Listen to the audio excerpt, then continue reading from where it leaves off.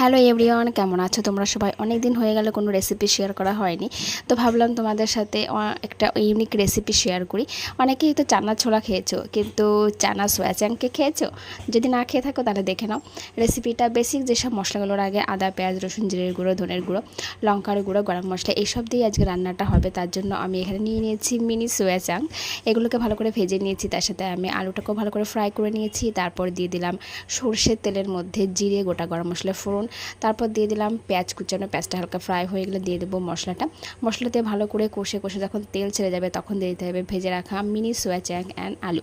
দিয়ে ভালো করে কষিয়ে যখন সুন্দর একটা স্মেল বেরিয়ে যাবে তখন দিয়ে দেবে পরিমাণ মতো জল। আর হ্যাঁ, আর একটা কথা, এখানে কিন্তু তোমরা অবশ্যই লবণটা টেস্ট করে নিও, কারণ আমার কিন্তু লবণটা একটু বেশি হয়ে গেছিলো। তারপর ঢাকনা বন্ধ করে দিয়ে আমি চলে গেলাম সন্ধ্যা প্রদীপ দিতে। সন্ধ্যা প্রদীপ দিয়ে এসে ঢাকনটা তুলে দেখি আমার মিনি সোয়া চাং কষা একদম অলমোস্ট ডান।